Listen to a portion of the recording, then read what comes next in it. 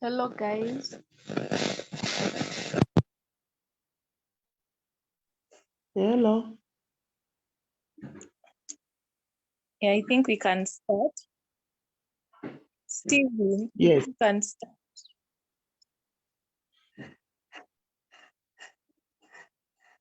Steven. Okay, good evening, everyone. Can you get me? Good evening. We are getting you. Good Okay, evening. my name is today we'll do this. We have a topic called sexual harassment, and we'll do it with my co-host, that is Lilechi. She'll also be assisting. So when given this topic, I saw it wise that at least we know what is sexual harassment, because in one way or the other we might be involved in sexual harassment that we don't know. So basically, what are we talking about? What is this sexual harassment?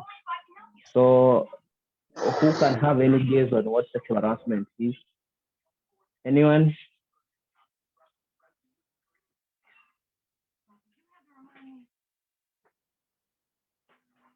Okay, just to save time, sexual harassment is any unwanted physical, verbal, or non-verbal conduct of sexual nature. So basically, these are the sexual harassment becomes the sexual nature, and I think we'll go to forms of sexual harassment. And so we have three forms of sexual harassment. We have the physical one, we have the verbal, and we have the non-verbal. So what is the physical? What are some examples of the physical sexual harassment? So physical sexual harassment basically involves it involves kissing. That is one. It also involves hugging. It involves touching, massaging, and also standing too close. Which I know somebody, how is standing too close becoming a physical? As long as it is sexual in nature, then it makes it to be a very physical. When somebody stands too close to you, then want to rub his genitals against you, that makes you uncomfortable because it is sexual in nature. Then we have the verbal form. And verbal form, we can say there can be pressure of death. You are somewhere, then somebody gives you pressure of death or office visit, request for sexual favor, catcalling, when somebody catcalls you, yeah. Then somebody comments on your dressing or body. Other times there's body shaming. But that is the verbal aspect of it. This also commenting on clothes. I want to pose this question. Should sexual harassment, should dress code be a reason why somebody is saying that it was because of the ladies' dress code or the gents' dress code? That's the reason why I engaged in sexual harassment. Should clothing or dress code be considered a reason for somebody being involved in sexual harassment? And we'll know the answer after this. So I also went further and realized that we have the sexual harassment aspect is a very key thing, and we have the non-verbal one where we have the phone calls. Somebody takes you, as long as it is sexual in nature, somebody gives you a call, but the first thing he says is something that involves issues of sexual things. Then you have the messages. This guy do any message he or she does to you is a matter of sex. Then you have the email. Yes. We also have the sexual gestures with the hands and body. For instance, somebody licking the lips, somebody looking at you with an elevator eye. Yeah.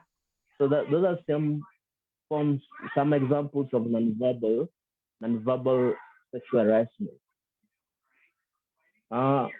With that, we also have some myths and facts on sexual harassment. And a myth is there that The first myth is that women enjoy eve teasing or sexual harassment. That is a myth. They don't enjoy. So that, for instance, if you are, but the fact is, sexual harassment is humiliating and intimidating, painful, which is painful, and also fringing other people's rights. It is a form of trading on other people. Then we also have the the next myth is that sexual harassment uh it has like women who object have no sense of humor. Like if I tend to object, if a woman tends to object the offer, then she doesn't have the sexual humor. But I want to, as an advocate and also an libertarian, everybody has the right to do. They have the aspect of being themselves, and they have the self of being themselves. And with that, every person, as long as he or she doesn't tread on, he has the sense of refusing. And the real fact is, the behavior that is the sexual harassment is unwelcome and cannot be considered harmless or fun. So this now defines the impact to women and also rather than the intended perpetrator. Another myth is that women who say no actually means yes. A no is a no to everybody who is here. And I always say that a no remains to be a no. And like if I say a weak no, that I say no, no. A no means no, and a yes means yes. And this common myth is often used by men who justify for sexual aggression, and they're like they want to take advantage on one sexual advance. Like they feel that the other people whose heart needs to be met, unlike on the other side, and so it becomes very hard for somebody now to say a no, and now says that and now I think her no for me means a yes. And that's now also when somebody tells you wait, that is just a form of a no, and a no will remain a no. When somebody tells you a no, accept it and move on. Don't try to infringe on somebody's liberty. As an objectivist, be somebody who you have the rationale within you, and the person, remember, this person has done it based on the independence, the mind independence, without somebody trading on him or infringing on his or her rights. Another thing that he said that sexual harassment is not really an issue and it does not hurt anyone. That's how people perceive it. And so these now give us that reason why people don't report the harassment.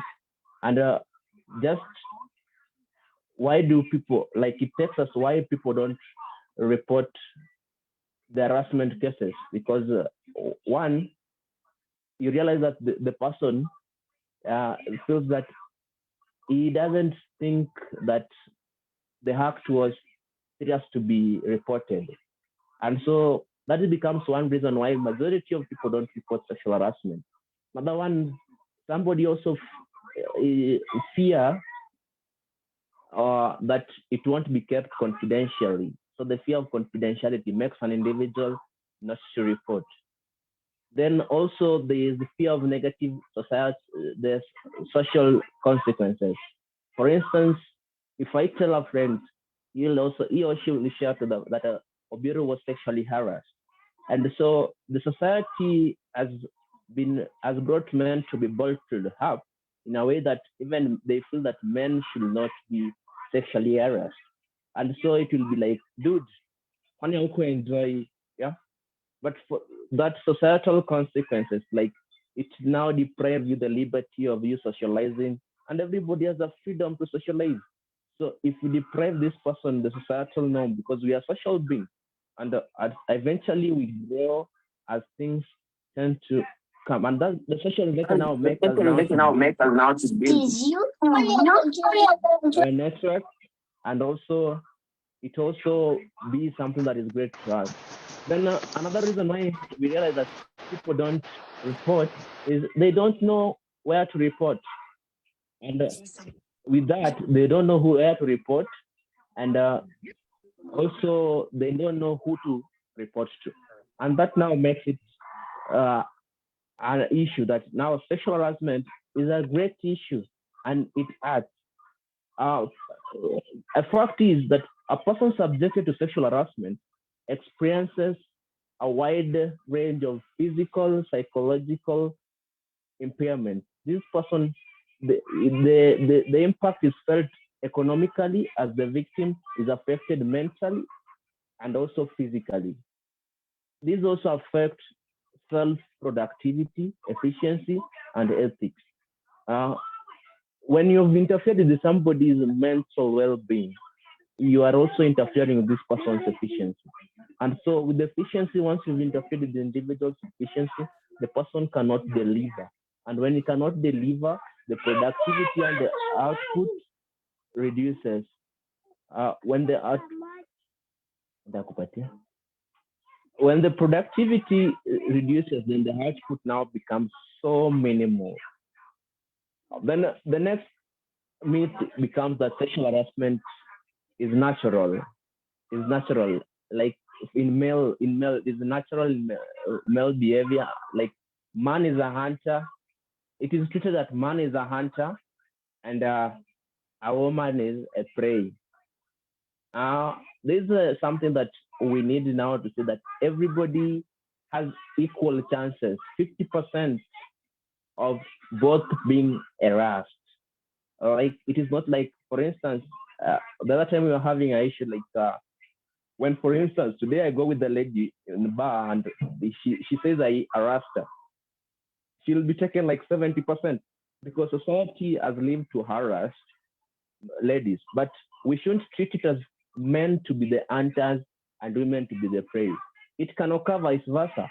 We can have a woman or a man being a hunter, similarly a woman or a man being a prey, because perpetrator is of both genders. It is not only on a man. And so this now tells, the fact is, men are not born knowing how sexually they should harass others. It is something that is learned within a context of sexualism. And environment nurtures most of it. The perpetrator tends now to do this to control the woman's sexuality, the woman's fertility, and also the woman's output, the societal norms. And the next myth that is always there about sexual harassment is it's just on silence. Like when the woman tends to keep silent or keep quiet, so this shows that they like it. No, that is a myth. And women keep quiet to avoid the stigma. I remember when I was saying this, there are reasons. I talked about the societal consequences. And so why do these women who have been harassed or men who have been harassed keep quiet? They tend to avoid the stigma attached from the harassers. And women are afraid that they will be accused of provoking or being victimized. As some will call women to be liars. Yeah. And this might subject them to the gossip. And the gossip, certainly the nation have grown in a way where we have lawyers who have been gone to school of laws. And they'll tend to judge an individual based on what he or she had and realize that, that is a liar. Oh, Pessoa, that is a liar. So, that with that, you tend to know that the societal concept is now what is now in deterring people from this aspect. Then now we have the another thing is that women who go place where they don't if you go to a place, obvious where you go, you will be deterred. You'll be deterred, like you feel that you'll be harassed. No, that is a discriminatory behavior and abuse, which is unlawful. As women and men have the equal access to what they need, and they need a safe space for them to come to self-actualization. I got interest on a start, and as a statistician, I come with things that are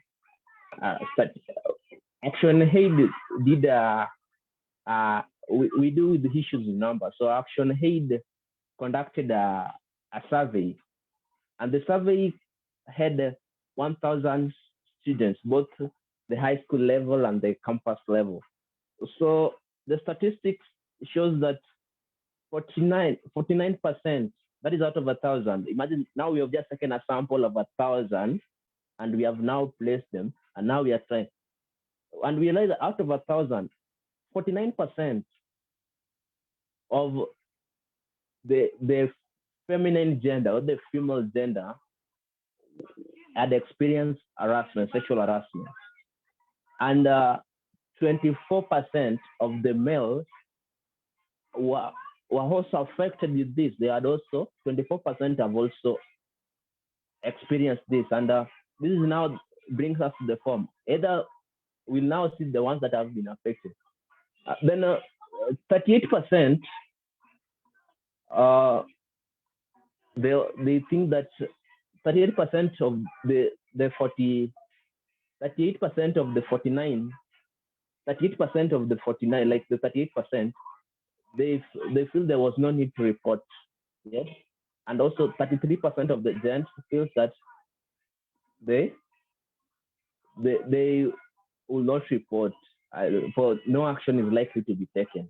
And so that's why the stats now tell us the reason why others don't report.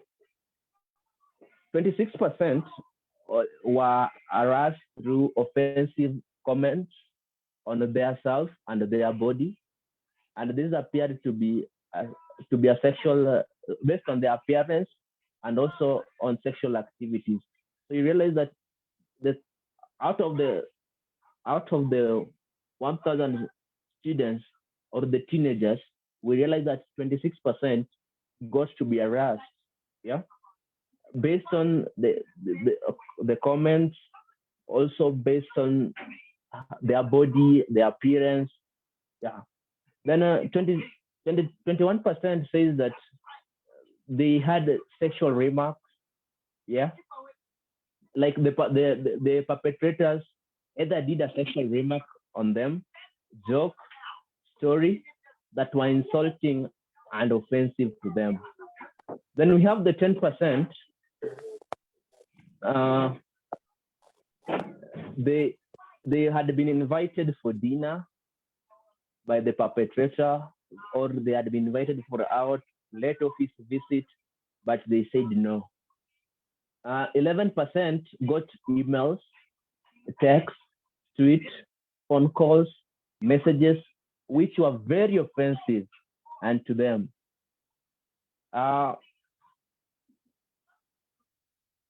Then that now tells you how this is now a menace, and sexual harassment now become a very great menace in the society.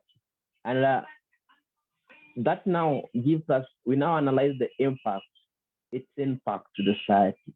It reduces an individual's output, and this makes it very, very bad for us as a society, and also it infringes us from purposefully doing what is expected of us. In that angle, allow me to go to the next aspect of steps to take. Steps to take.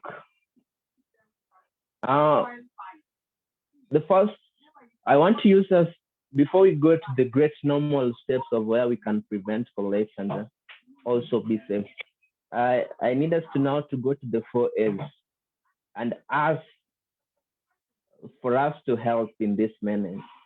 So number 1 becomes the acceptance. And I say A, accept. The first one is accept.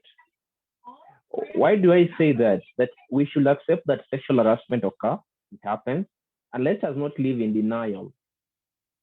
Because the living in denial makes us now think that it's not there. And when we live in denial, this is now what you now think, it is not there. Apparently it happens. And so we need to accept it from the word that sexual harassment happens and it occurs to both genders, either to male or female. It occurs to each and every individual. And this makes it very key to that. This makes it very, very important that we not have to accept. Number two, we have to adapt. It is there. We have to adapt that. Now it becomes now part and parcel of us. And now, once you have accepted, and now we adapt. Now we get the way forward of working through it. And with that, we tend now to make a solution from it. Based on the action, now we do something called altering. If we feel that if you go this direction, then if you have a evening visit, you are likely to be sexually assaulted. Then you alter. And now say, now I don't need to give a visit to this individual. Then just I've said adopting, I've said altering, and acceptance. So steps to take. Number one is prevention is better than cure, and it is earlier we prevent it before it now reaches that moment where we now want to cry over it. And so take precaution to protect yourself because prevention is better than cure. Avoid lonely or late evening calls, late evening visits. If you have to do a visit, then opt for a call. Let you do over the call instead of having an in-person meeting. Do just a call, it will be enough if you feel you're not secure, because prevention, from the word go, the behavioral part becomes a key thing in you. And so once you've realized that this and this is happening, it is now you yourself to come and say that you have to protect yourself from these things. And that will really help you and engage you to overcome all this. Then intentions, self-intentions you see from the first, like for instance, it is said that before you speak, it will be judged by how you dress. But the moment you start speaking, it will now make you be judged with what you say. And so that now brings the aspect of, can you study the motives of self? Like, what are the intentions of the visit? Also, avoid discussing your personal lives, because some people tend to take advantage of it, including your family, your relationship, and your financial status. Because personal life, once somebody has realized you come from a humble background, they'll help you for the sake of, later you'll feel guilty. The moment somebody has given you financial aid, later you'll feel guilty. And once you feel guilty, you want to be in a position to help. Because now this person will be now paying. If, for instance, you decide to come from a humble background, there are some people who will offer the support just to take advantage of you. So that's why keep your personal life to yourself. And if it's a matter of sharing, don't share it with a total stranger. It becomes also with the relationship. If, for example, you had an issue with your relationship and you share it with yourself, he'll tend to be that shoulder. But at the end of the day, the goal purpose is to have you. Then also the financial need. Other people will support you financially, but what comes after it is for you now to know that they'll now take advantage of the financial need. The next one now becomes, how do we collect evidence? How do we collect evidence? And when you cannot collect evidence when you're not safe. So do everything. Do everything when you're safe, and document everything you can. This will help us to bring some people who are culpable into the books.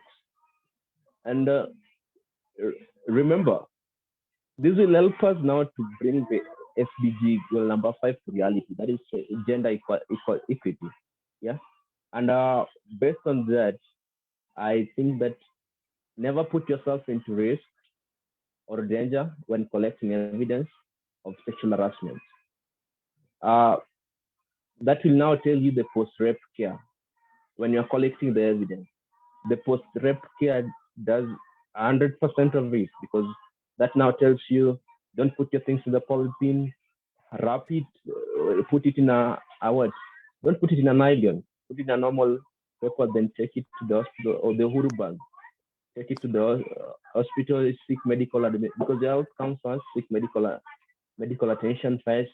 Everything will be followed up there, then being reported. That is on the aspect of collecting evidence. So post-rape care is very key here. Then tend to document. That's why we say document everything.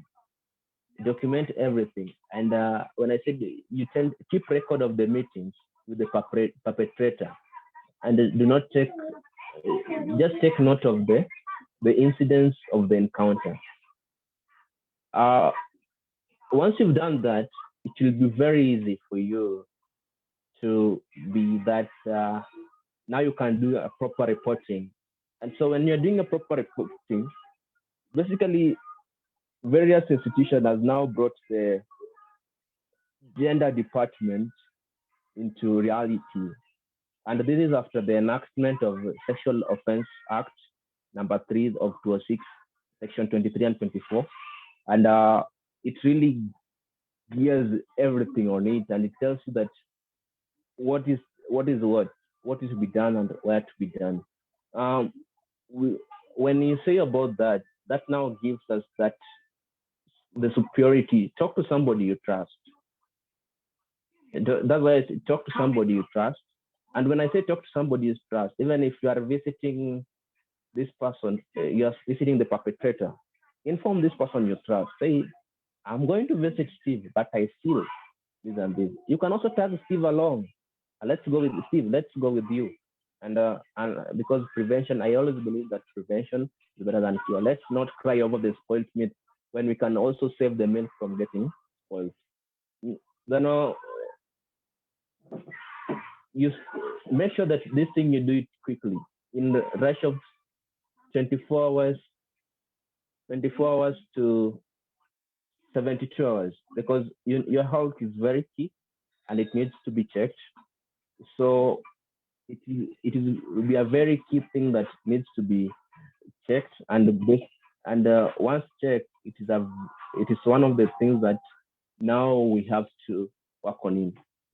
I said we are in a world where we have many judges who haven't attended any law class or any school, and that's why I need to reiterate this, that it is never the survivor's fault to be sexually assaulted. It is never the survivors, because we don't need to call them the victims. No, they're not the victims. They are survivors, and they have managed to emerge victorious. So it is never their fault to be assaulted. And that's why I asked, is a dress code a reason why somebody is supposed to be assaulted? Because we say that dress code is, some people say, I assaulted her because of her dress code. Oh, that is not. If we check the enactment on the Article 13, then that is the Article 24 and 20 of Sexual Act. Basically, it says that can never stand out to be an evidence in the court of law, and you'll end up being sued. With that, I wish to go to my last aspect on before I invite my fellow presenter.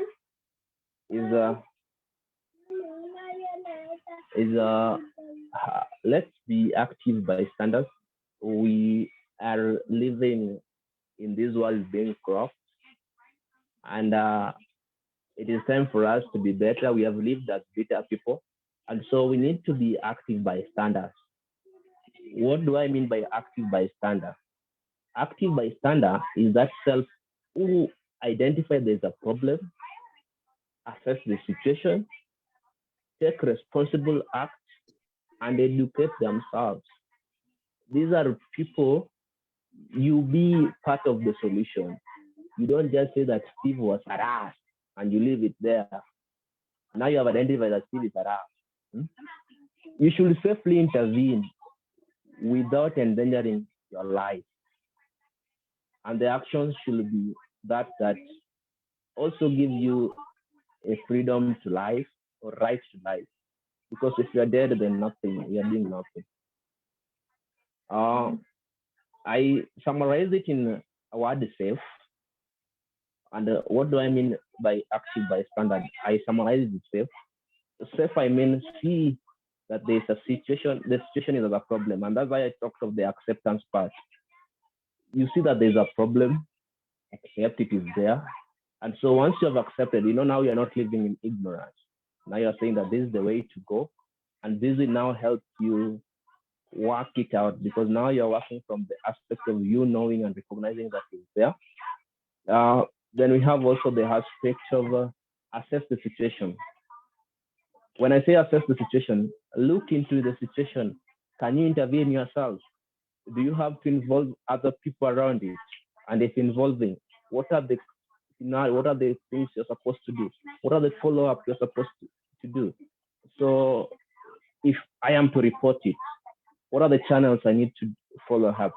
And that will really be a great avenue for you to do this.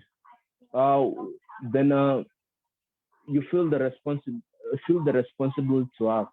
Feel responsible to act. Or upon the assessment, what are the how things are supposed to do? So when I say feel responsible to act, is act on the issues and not the person. Act on the situation and not the person. The problem, we tend to look at the person. Probably these are self who probably you had seek to be in a relationship with him or her and she refused. So when you act on it, you will have to now change the way. I will always say that see the situation, don't see the person. If you see Steve, probably you might hate Steve, but you need to work close with Steve because Steve's life is very important. After gaining all that experience, educate yourself because as followers, we say that we educate, we empower, and we grow, we develop. Yeah. So the empowerment aspect comes in it. And as a family, we say that we seek a freer future where everybody has a right to do each and everything. And so with that, we tend now to educate ourselves and also educate others. But at least that's why we are getting this training. The training is now to make us to be active bystanders, and we become part of the solution because this thing happens. This is a menace to society, which we need to fight it in all ways possible. I think with that, I'll let my co-speaker also to continue and say 1, 2, 3. It was a pleasure. Thank you very much.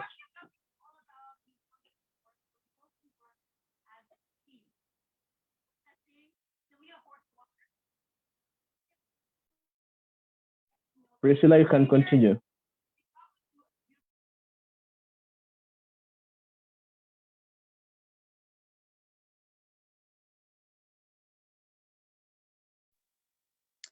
Okay, so Sawa, thank you for the presentation. It was nice. I hope I'm being heard. Mnanisikia? Yes. Yes, we can. Okay, so I'll just add some few things that were not said in the presentation, and then we'll wind up. So there is an aspect of sexual harassment due to drug influence.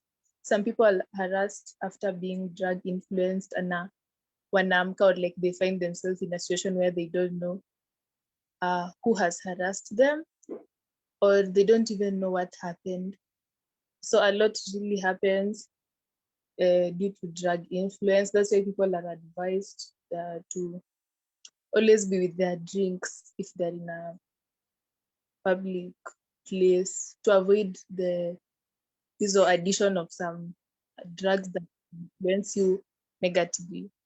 Yeah, so in that kind of situation, it is really so bad. So you really have to like work on yourself, go and visit any station, and don't just pity and sympathize on yourself, not taking any action towards the problem that is already there. Yeah. There's also an aspect of child sexual harassment. And the problem here is that most children are abused by either their fathers or uncles, mostly in Akwanga close people. So it is a very struggling situation. Most of them don't even know about reporting cases or anything. So in case you know of someone a child who maybe has gone through this issue or has shared it with you, it will be advisable to help out in one way or another. I know a lot of people are afraid of like taking things to court and stuff like that. Help out in one way or another, and if it persists, I think the best is to do something, and not taking the law into your own hands, but trying to help out in. I think if it is worse, you can just report. Mercy, I think the presentation is over, so I have not put the presentation on the screen. I But the have one a was, question. yeah, let me finish and then you can ask. Just 2 more points. There's also intimate partner sexual harassment, where the people are partners, let's say wife and husband, but the sexual harassment. This one is also hard for people to solve in one way or another. And there needs to be, I don't know, there needs to be a lot of help involved in these people. You can go for counseling together with their partner if you feel like you cannot solve the issue, or like try to introduce a third party out. And then second, lastly, there's using technology to sexually harass people. Like first, I don't know if it's done forcefully, I don't know, but I've heard of people sending images or videos that are not good content to a person, to hajaulizia, but you are sending things, or maybe sharing videos and images of people that maybe you were dating before, alafu you broke up or something, so the person like shares out the private images or private videos that maybe you had before to other people. That is also, I think that is sexual harassment. You're using technology to hurt the person or hurting others in one way or another. So that should stop. Yeah, and I also think the person being hurt maybe by personal private information from the person being shared out should also go for counseling to help. Then lastly, there's sexual harassment by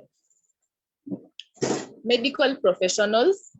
You go to the hospital, you're trusting the medic, you're trusting the person that you're going to, and instead he harasses you in one way or another, touches you in some places in the hi-fi, and there's also that. So I think the points I've stated inakwanga very hard for people to report. So getting more education on that will help. Counseling will help. Joining programs like this will also help. Sharing out to someone to help, someone you feel like you can share information. Now I keep confidentially instead of you struggling alone, like for example, the intimate partner sexual harassment, you are there with your husband. So what do you do? Or you're there with your wife or partner. Yeah, it's really a struggling situation. Yeah. So I think from here we can ask our questions, then we wind up. I think I'm done. Does someone need a question? Yes, this is Roy Frederick from Migori County, working 3-Way Care Foundation. Yeah.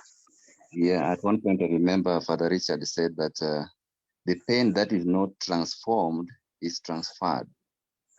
Uh-huh. And I just heard you about the topic, about maybe what the representers maybe just said about the ACE course. And over the ACE you speak about the physical abuse and the sexual, a lot of ACE you have just mentioned. Here is a question, because you see, anytime we undergo all these ACE, they lead to trauma. And sometimes coming out of these issues, maybe healing from them, because sometimes I heard you speaking about reporting these cases. Some are family issues, some are maybe domestic violence, some are issues that sometimes they just need maybe, because if you take them for counseling, they're beyond counseling. If you take them for, and maybe they need just maybe physiotherapy kind of, what can you say about the healing process? Because all these A's, they always lead to trauma. They always leave somebody with wound. They always leave people suffering. What can you say about many form of healing from all this stuff? Because people live with these things and people are really suffering even after maybe reporting these cases. They remain with these wounds as they suffer. Yeah, I think the person who was presenting before, Obiero, had talked about first accepting that what happened. You accept that the situation happened and you cannot change, you cannot reverse what happened. I think after acceptance, inakuwa easier to heal. So like after you've gone through all those counseling sessions, maybe you've reported, I don't know, maybe you have not reported, you've gone through counseling sessions, hizo zote. If it is things in a like around family, you gain the confidence to stand up against the person na unamwambia no, this will not continue, and you like try to share, for example, with relatives or something to help out. After the helping out, maybe something that was concurrent or inafanyika repeatedly can always stop. Then you can continue healing out. Yeah, I know it is hard. It is hard because some things zinaleta permanent problems. For example, you got a child and the child is there, or maybe you got sick, something like that. But self-denial is not a good way of like kushinda umekata na kusema you don't know how you can take yourself out of the situation. Self-accepting yourself and allowing yourself to get helped, because there are some people wanakaa tu wanaendelea kuwa self-pitying about themselves.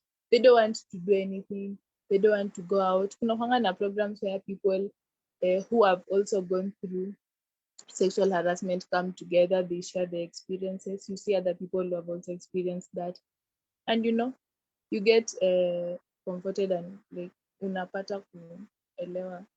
You join the groups and all those stuff. So if you also don't accept to be helped, inakuwa a challenge. Yeah, I don't know if anyone has an additional point or question, you can always add up. For those who I are think screen, I think nimeeleza that presentation was over, so I removed the screen. Yes, you're saying, Roy, you're saying? Yeah, sure. I feel that I'm not yet fully answered, but you have answered maybe to 80%. And my question was going to maybe, I'm a victim. Yes. And maybe, I've been suffering from maybe a lot of issues. Maybe there's maybe physical abuse or maybe other things as well. Yeah. But I've reached a process where reporting maybe to the police, maybe for justice, I've already reported to get the justice. Yes, justice is there, but the wound is still living with me. I still have the wound with me. Anytime I see it, maybe wherever, whatever people are, I just feel like that thing is still part of me. Yeah, I think And what I'm trying to bring, I'm just trying to bring, like, I heard you speaking about reporting. That is one way, or maybe somebody can maybe find that as a solution. But what of management? How do you manage? How do you manage? Maybe in terms of, I'm living with this thing. It is part of me. How do you manage it? How do I manage it? Sorry. Okay, I've seen Sir Stephen comment that healing from trauma is a journey. It may not be a linear process. It's normal to experience setbacks and challenges along the way, but with time and support, healing is possible. Yeah, managing for different people is also different. Okay, I really don't know how I can explain this, but continued programs of help, or rather, I think I've mentioned a lot of things that can help in healing. Programs, counseling, which I know can reach a point zikuwe monotonous, but feeling that the wounds is normal. It is normal. It can be 10 years, 15 years, 20 years. It is normal to sit and like remember them. Yeah, that is normal. But see at equal influence your activity, your day-to-day activity. You know? Okay, I don't know. Can I help? Yeah, you can. So I'm talking as a survivor myself, yeah. So when someone else comes, so let's talk about if someone else is addressing the issue, there's usually this aspect of someone trying to force their way onto the person. So you need to heal, you need to move on. It's not a big deal. It happens to other people. Please don't do that. Please don't force it on them. It's a personal journey. So others take years to accept, others take months to accept, others take very short time, long time to accept. So you be there for them, holding them through that journey. Just be there for them. It's their own personal journey. You don't push it on them. So when they feel like it's ready to let go, they will actually let go. But then being a support system where you don't judge them and you don't condemn them and you don't push your ideologies on them is actually very helpful. Yeah, that's true. Thank you. Thank you so much. Can I add something? Yeah, finish up so that So healing process is very complex and it varies from one person to another. But we can do, once the reporting fails, there's something called safety and stabilization. So this is a process where you support the person. You don't force it your way. Let it work the other person's way, not your way. Let him deal with the way, because the way I deal with my own issues is very different. The issue we always have is coping mechanism for self-defense. That is number one. Number two, I said acceptance. That is acknowledgement and validation. Yeah. And with the you acknowledge the trauma and validate your feeling and experience. This may involve seeking professional help, but also you can have the trusted friends. You talk that now the aspect of the Nani Priscilla thing about counseling. You can look for a member of, and also we have other times called journaling. You can do the journaling. Now you process the trauma. When you say process the trauma, what it simply means, this involves now exploring and understanding the thought of the person's feeling, now the person's memory that is associated to the traumatic event. If I was talking about grief, then there's something called anniversary grief. Yes. And I want to say something. It's something that is anniversary. For you to avoid it, sometimes you can do avoidance, or you alter with the operating system. That will help you to avoid. You will do the avoidance part. Yes. Because this can work through therapies. You can also have the group sessions, and then you can also engage them in self-reflection. So now that is the aspect of the profession. You are now processing the trauma. Yes. Yeah. Then we have the integration part. Now in the integration part, it involves making sense of the trauma and finding a way to integrate the experience into one's life. Yeah. To allow the person to grow and to heal. Then with that, you now develop the sense of resilience and rebuild a sense of self and trust in others. So basically, the issue becomes now that yourself, you are weak that time. You don't believe in yourself, and also the aspect is now the trust. But the moment you rebuild the sense, you develop the sense of resilience, it also makes you to build the sense of self and trust in others. The key part now becomes moving on. Yes. And now this is where now we have the way wise, because somebody might go from, as I said, that traumatic healing is a process. Somebody might start from number 1 to number 4, then it slides back to number 2. It's a process that will go, then you'll have to go back. Sometimes people will either go smoothly, but some people. So we have now moving forward. It involves steps. You move towards fulfilling your life or having a meaningful life beyond the trauma. And this may involve you setting your self goal, developing a healthy relationship, and engaging in activities that promote self-care and well-being. Basically doing what you love in this process. Yeah, thank you very much. Okay, so there's also one who said you can attend trauma-focused therapy. It's a journey, but it needs professionalism. Yeah. Also, you can use your situation to help others. It builds up self-confidence. Like I always see these people who have programs. For example, there's one I know of a HIV support, and the person who's like leading the NGO is someone who's also suffering from HIV. So she's using her situation to help others, and it's building up her confidence. Yeah, so you can use up that. Yeah, I think we are done. Thank you for attending. Oh, there's someone who raised up the hand. Jesse something. You can ask Jesse Chepko. You can ask quickly so that we end the session. Before you close, so do we agree that meant the healing process involve about on practical do's and don'ts on healing process matters to this trauma? Pardon?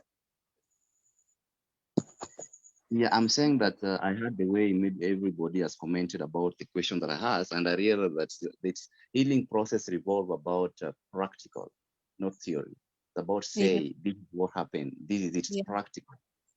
Yes, I think that's what concluded. Okay. Yeah. Jesse Chepkoi, please. Oh, okay, thank you. I'll just add something small on this healing process. Maybe somebody has gone through trauma. Now, being a counselor, I've handled so many clients, and many clients are different, and clients have different coping mechanisms. So now you work around what suits to the client, not what suits to the counselor, and now being patient with the client on how he's feeling, or on what is happening in his life, how it affected the client. So it is actually the rapport that a caregiver will create the conducive environment where will make the client to feel comfortable to share the trauma. And now it'll take a journey, because healing is a journey. It's a process. It's a long journey. It depends also with the client. So through the journey, now it's now the support system, because now you have to have support system, maybe at the workplace, at home, now to work around the support system. So working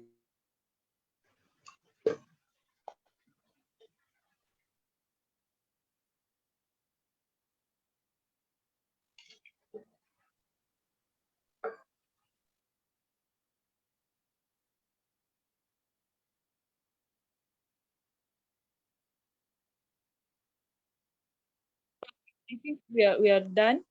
We are done with the meeting. Thank you for attending. Yeah, see you guys on Sunday, I Hello, guess. hello, Program. Yeah. Priscilla. Yes.